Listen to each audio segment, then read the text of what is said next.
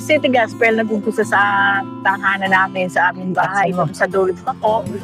At tunay na talagang maraming pinagdaanan para nag-success talaga ng dire-diretso yung gawain. Si Pastor nagpupunta pa sa Nueva Ecija, naiiwan sa Mindanao ni Eugene. At sa tulong ng Diyos, nagpatuloy. Talagang mahirap ang maglingkod sa Panginoon kapag hindi ka deserving. Naiiyak ako. Nakita ko yung kabutihan ng Panginoon na umilos. Sinamahan kami. At nakita ko rin yung kapangyarihan ng Diyos dahil sa kabila ng mga problema na dumating sa aming buhay, sa paglilingkod sa Panginoon, nakita namin yung pagsama ng Diyos. Pastor nasa Nueva Ecija, pagse-service doon. Sa umaga, pagdating ng hapon, service naman dito sa Dulong Sako. Kaya, na-amaze yung kapangyarihan ng Panginoon. Talagang sinamahan niya kami mula nung maitatag yung City Gospel sa Dulong Sako. Nagpapasalamat po ako sa Lord kasi nagsimula po kami ng yung City Gospel na ito. Nagsimula muna po kami sa aming bahay sa ilalim. Nagsimula po kami sa aming pamilya lang. At kami po ay siguro mga 5 lang kami sa pamilya. Nagsimula po kami ng service. Hanggang sa ito po ay lumago. At talagang marami pong hirap ang pinagdaanan. Subalit, kapag po tayo ay nagtiwala sa Lord, marami po siyang gagawin para sa atin.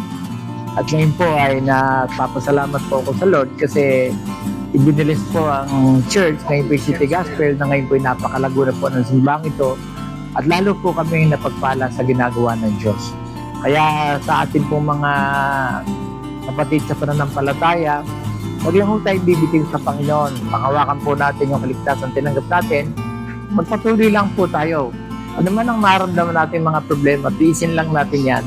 Sa tamang panahon na ay bibigyan tayo ng kaginhawaan ng Diyos. Huwag lang po tayo titigil.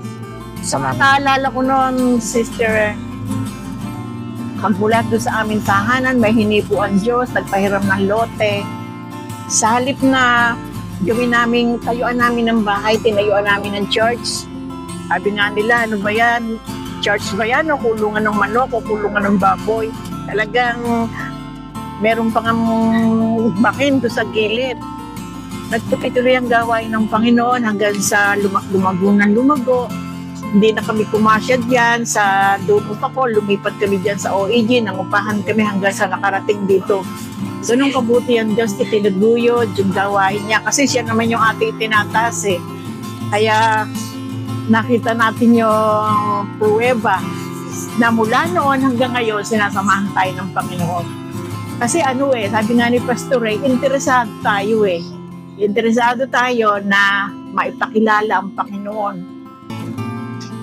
Kaya salamat sa Diyos, narito tayo ngayon. Ipapatuloy. At kapag pala minahal natin ang Diyos, si Jesus Christ, nagkaroon tayo ng personal na relasyon sa Kanya, doon pala natutuwa ang Diyos. At doon siya kumikilos sa ating buhay. Kaya magkilala natin si Jesus, talaga susunod tayo sa Kanya, yung submissive to the will of God. At susunod tayo sa Kanyang mga kautusan. Kaya lang po mga kapatid, sa paglilingkod sa Panginoon, titiis tayo hanggang wakas. At huwag tayong susurrender at talagang papatayin natin yung ating sarili para sa Diyos. Deny yourself at follow Christ daily. At yun ang importante sa kaligtasan. Huwag tayo susurrender. At anong problema ang dumating, mahalin natin si Jesus sa ating mga buhay. At siya na ang bahala sa atin sa mga huling panahon.